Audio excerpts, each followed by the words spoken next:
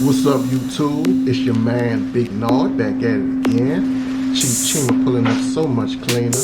I'm about to check out this hearing about black Americans that went through slavery, and it seems like there was some disruption during the hearing on C-SPAN. Let's just go ahead and delve in. Slave labor, and because of the work of Representatives Jesse Jackson Jr. I put Jesse Jackson in the same category as Al Sharpton.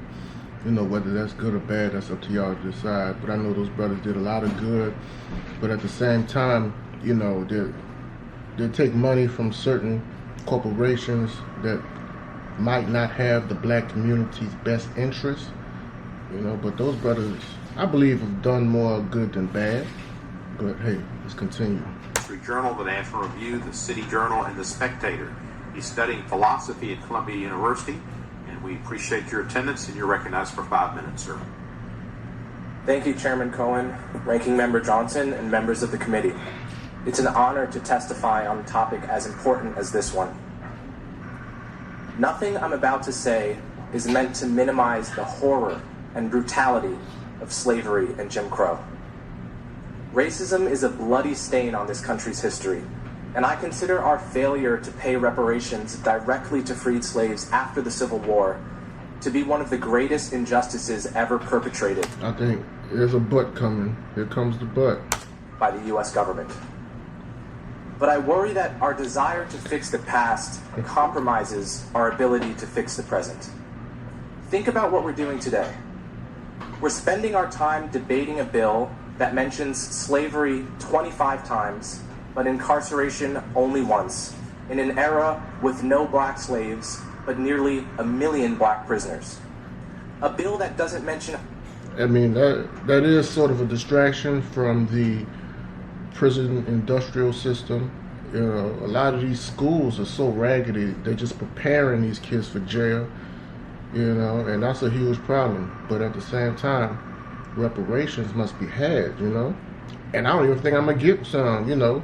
But a lot of my friends, you know, don't get it. Hey, I'm gonna get it too. Homicide once, at a time when the Center for Disease Control reports homicide as the #1 cause of death for young black men. I'm not saying that acknowledging history doesn't matter. It does. I'm saying there's a difference between acknowledging history and allowing history to distract us from the problems we face today. In 2008, the House of Representatives formally apologized for slavery and Jim Crow. In 2009, the Senate did the same. Black people don't need another apology. We need safer neighborhoods and better schools. We need a less punitive criminal justice system. We need affordable health care. And none of these things can be achieved through reparations for slavery. Nearly everyone close to me... See, right there, he looks like he was sent out there, you know, with just written notes. Nearly everyone close to me told me not to testify today. They told me that even though I've only ever voted for Democrats, I'd be perceived as a Republican and therefore hated by half the country. Others told me that by distancing myself from Republicans, I would end up angering the other half of the country. And the sad truth is that they were both right. That's how suspicious we've become of one another. That's the thing. The Jewish people got reparations for the Holocaust. Japanese people got reparations for the bomb that was dropped on Hiroshima. Why can't people that look like me get the same type of justice, man? It's crazy. That's how divided we are as a nation. If we were to pay reparations today, we would only divide the country further, making it harder to build the political coalitions required to solve the problems facing black people today. We would insult many black Americans by putting a price on the suffering of their ancestors. And we would turn the relationship between black Americans and white Americans from a coalition into a transaction, from a union between... Why not? I mean, come on, man, y'all bugging, man. Citizens into a lawsuit between plaintiffs and defendants. Look like he trying to get some white cookie, man. What we should do is pay reparations to Black Americans who actually grew up under Jim Crow and were directly harmed by second-class citizenship. People like my grandparents. Look at the white lady in the back right behind him. It's like, that's my boy, good boy. Speak that. Speak that. Those niggas don't need nothing. But paying reparations to all descendants of slaves is a mistake. Take me, for example. I was born 3 decades after the end of Jim Crow into a privileged household in the suburbs. I attend an Ivy League school. Yet I'm also descended from slaves who worked on Thomas Jefferson's Monticello plantation. So reparations for slavery would allocate federal resources to me, but not to an American with the wrong ancestry, even if that person is living paycheck to paycheck and working multiple jobs to support a family. You might call that justice. I call it justice for the dead at the price of justice for the living. I understand that But, like I said before, the Jews, or Jewish people, they got justice for the dead. The Japanese got justice for the dead. reparations are about what people are owed, regardless of how well. And that's exactly what justice means. If somebody does harm to your family or threatens your family, justice will be served accordingly. I understand that. But the people who are owed for slavery are no longer here, and we are not entitled to collect on their debts. Reparations, by definition, are only given to victims. So the moment you give me reparations, you've made me into a victim without my consent.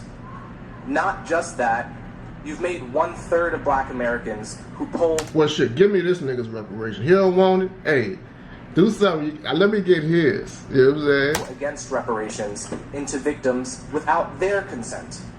And Black Americans have fought too long for the right to define themselves, to be spoken for in such a condescending manner.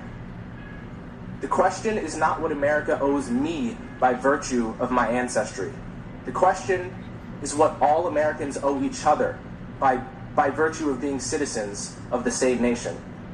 And the obligation of citizenship is not transactional. It's not contingent on ancestry.